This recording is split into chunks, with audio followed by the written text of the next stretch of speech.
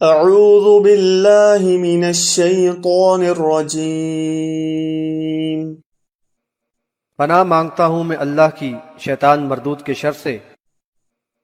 یا بنی اسرائیل اذکروا نعمتی التي انعمت علیکم وانی فضلتکم علی العالمین۔ اے بنی اسرائیل، میری اس نعمت کو یاد کرو جو میں نے تمہیں عطا کی، اور یہ کہ میں نے تمہیں دنیا والوں پر فضیلت دی۔ حاشیہ نمبر 109۔ بنی اسرائیل کو پھر اللہ کی نعمتوں کی یاد دہانی کرائی جا رہی ہے، اور بتایا جا رہا ہے کہ ان کو اقوام عالم پر فوقیت و فضیلت دی گئی، تو اس کا یہ تقاضا تھا کہ وہ اللہ کی بندگی اور شکر گزاری کا حق ادا کرتے۔ واتقوا يوما لا تجزي نفس عن نفس شيئا ولا يقبل منها عدل ولا تنفعها شفاعة ولا هم ينصرون۔ اور اس دن سے ڈرو جب کوئی کسی کے کام نہ آئے گا، نہ کسی سے فدیہ قبول ہوگا، اور نہ کسی کو شفاعت فائدہ دے گی، اور نہ ہی ان کی مدد کی جائے گی۔ حاشیہ نمبر 110۔ ان کو ڈرایا جا رہا ہے کہ آج موقع ہے کہ وہ اپنے آپ کو اللہ کے عذاب سے بچانے کی کوشش کر لیں، دعوت حق کو قبول کر کے اپنی اصلاح کر لیں، ورنہ آخرت میں ان کو اللہ کی پکڑ سے کوئی نہ بچا سکے گا۔ وہاں نہ فدیہ لیا جائے گا اور نہ ہی کسی کی سفارش انہیں اللہ کے عذاب سے بچا سکے گی۔ وہاں تو صرف شرک سے پاک ایمان اور صحیح عمل کی قدر و قیمت ہوگی۔ یہ مضمون اس سے پہلے آیت نمبر 48 میں آ چکا ہے، اور وہاں بھی اس کی تشریح کر دی گئی تھی۔ وَإِذِ ابْتَلَىٰ إِبْرَاهِيمَ رَبُّهُ بِكَلِمَاتٍ فَأَتَمَّهُنَّ قَالَ إِنِّي جَاعِلُكَ لِلنَّاسِ إِمَامًا قَالَ وَمِن ذُرِّيَّتِي قال لا ينال عهد الظالمین۔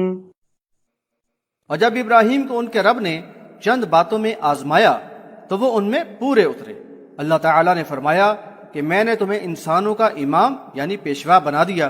انہوں نے عرض کیا اور میری اولاد میں سے بھی؟ فرمایا میرا وعدہ ظالموں کے لیے نہیں ہے۔ حاشیہ نمبر 111۔ ابراہیم علیہ السلام کی زندگی کے واقعات کو قرآن میں بکثرت مقامات پر بیان کیا گیا ہے۔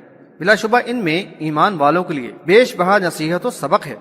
یہاں یہ بتایا جا رہا ہے کہ ابراہیم علیہ السلام کو جو منصب امامت عطا ہوا، جو بلند مرتبہ ملا، وہ رب کی مخلصانہ اطاعت و فرما برداری اور رائے حق میں بے دریغ قربانیوں کا صلہ تھا۔ باپ اور قوم کو کھلی دعوت دینے بحوالہ سورۃ الانعام آیت نمبر 74 اور سورۃ الانبیاء آیت نمبر 52، اور طاغوت کا کھل کر رد کرنے بحوالہ سورۃ الانبیاء آیت نمبر 54 کے واقعات ابراہیم علیہ السلام کی دعوتی زندگی کا اعلیٰ نمونہ پیش کرتے ہیں۔ عراق، شام، فلسطین اور عرب کے دیگر علاقوں میں دین کی تبلیغ میں آپ علیہ السلام نے شدید مصائب و آلام اور مشقتیں برداشت کی، مخالفتیں اور اذیتیں سہیں، اپنے ہی ہم وطنوں کے ہاتھوں آگ میں ڈالے گئے، اور بالآخر قوم کو چھوڑ کر وطن سے ہجرت کرنا پڑی۔ آپ علیہ السلام تمام مراحل میں ثابت قدم رہے، اور پھر اللہ کے حکم پر اپنے لخت جگر اسماعیل علیہ السلام کو ذبح کرنے کے لیے بخوشی تیار ہو گئے۔ اس طرح ابراہیم علیہ السلام نے اپنے آپ کو شدید ترین آزمائشوں میں صبر اور عزم و استقامت اور تسلیم و رضا کا اعلیٰ ترین پیکر ثابت کر دکھایا۔ اللہ تعالیٰ کے یہاں اس قربانی کو ایسی مقبولیت حاصل ہوئی کہ قیامت تک کے لیے اس کو یادگار بنا دیا گیا، اور ان کے رب نے ان کو اپنا خلیل بنا لیا بحوالہ سورۃ النساء آیت نمبر 125۔ آل ابراہیم علیہ السلام کے لیے بھی یہ فضیلت کا مقام ہے کہ بعد میں انبیاء علیہ السلام انہی کی اولاد میں سے ہوتے رہے۔ حاشیہ نمبر 112۔ لیکن یہاں ایک اصولی بات بیان کر کے ہر قسم کی غلط فہمی کا ازالہ کر دیا گیا۔ بتا دیا گیا کہ منصب امامت و قیادت کسی بھی طرح نسلی یا نسبی نہیں کہ نبی زادہ نبی ہو اور امام زادہ امام بنے۔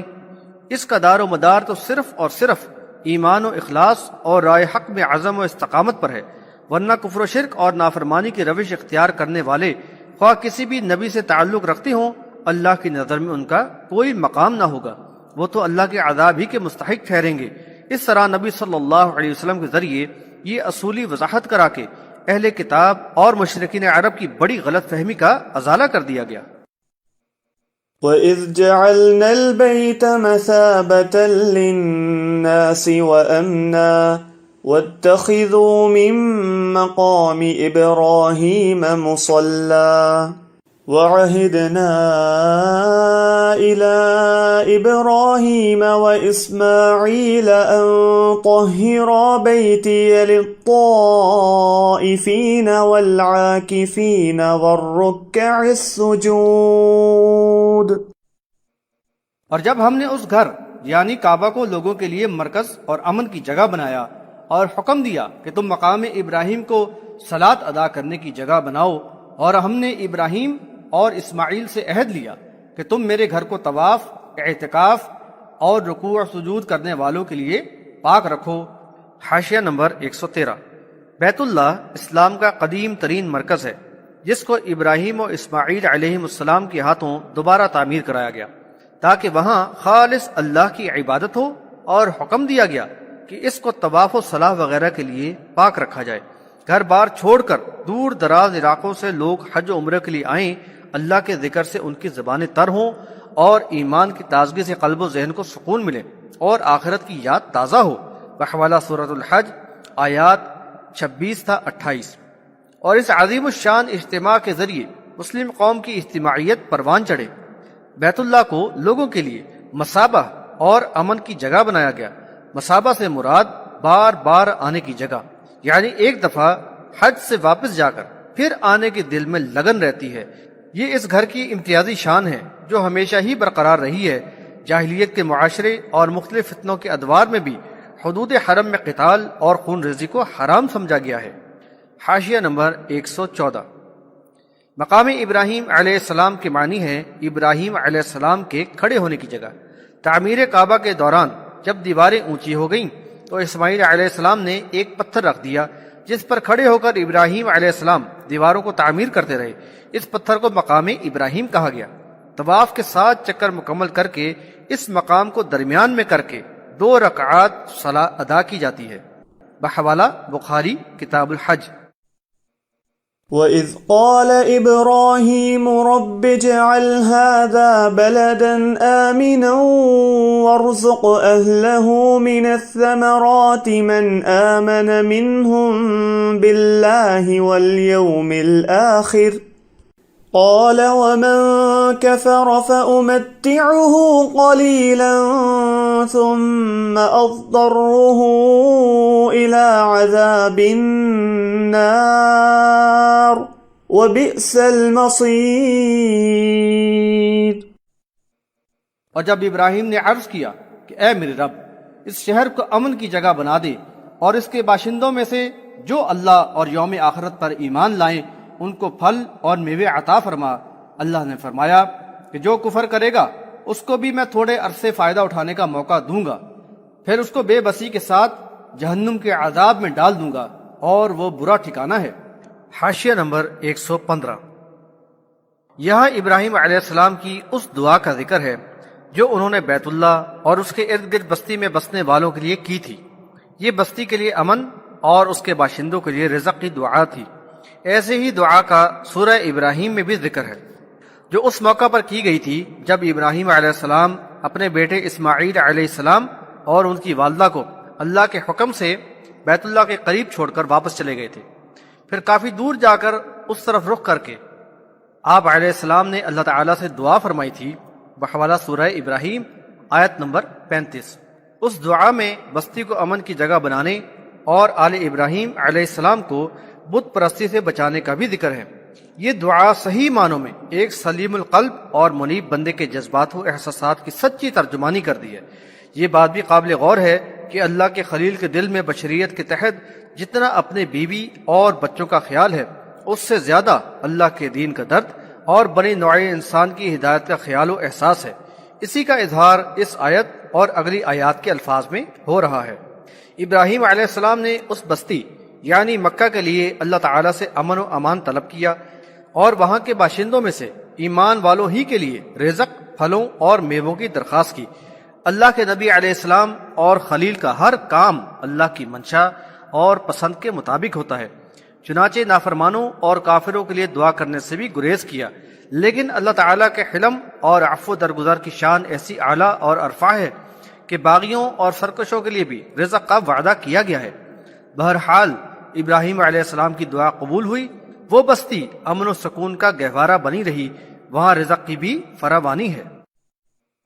وَإِذْ يَرْفَعُ إِبْرَاهِيمُ الْقَوَاعِدَ مِنَ الْبَيْتِ وَإِسْمَاعِيلُ رَبَّنَا تَقَبَّلْ مِنَّا إِنَّكَ أَنْتَ السَّمِيعُ الْعَلِيمُ۔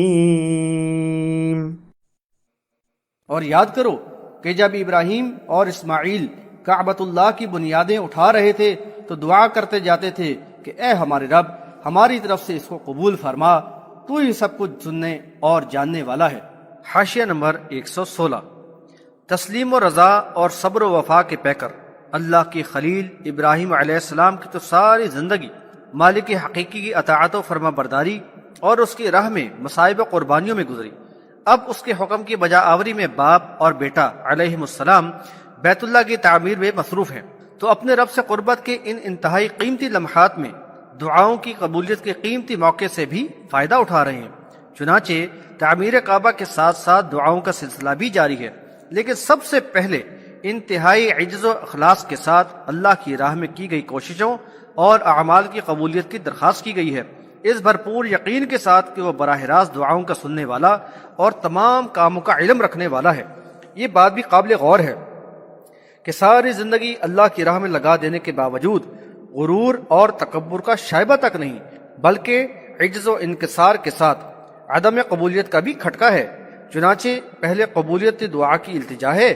رحمان کے خلیل کی کیا شان ہے، یہی تو رحمان کو مطلوب ہے۔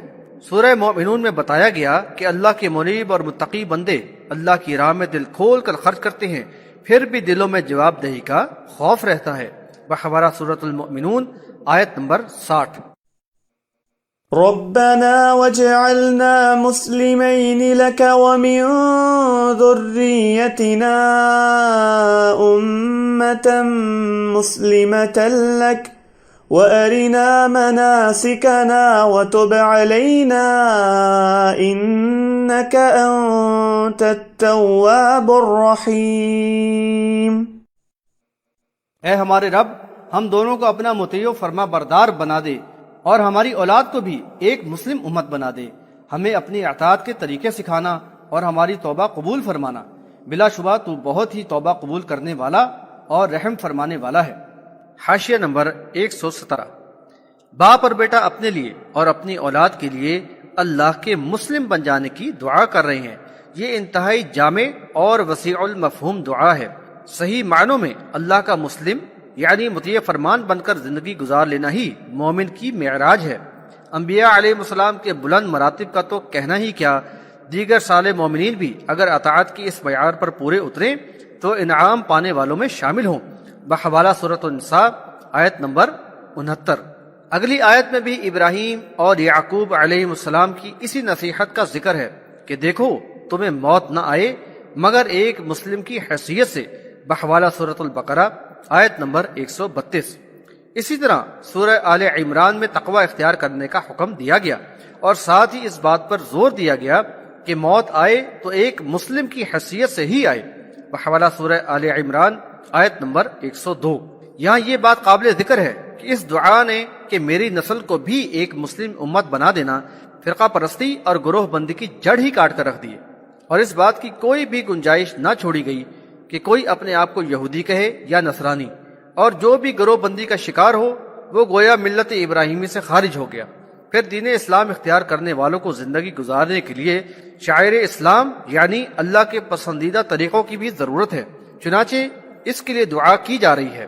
اس طرح یہ ہدایت کے سچے طلبگاروں کے لیے ایک مفید اور مکمل دعا ہے اور حقیقی معنوں میں ان کی اخروی فلاح کی ضمانت ہے۔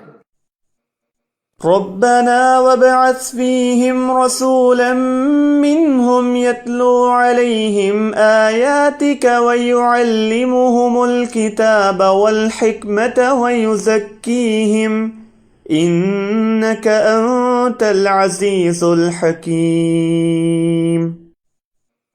اے ہمارے رب، ان کے درمیان انہی میں سے ایک رسول مبعوث فرمانا جو انہیں تیری آیات پڑھ کر سنائے اور کتاب و حکمت کی تعلیم دے اور ان کا تزکیہ نفس کرے.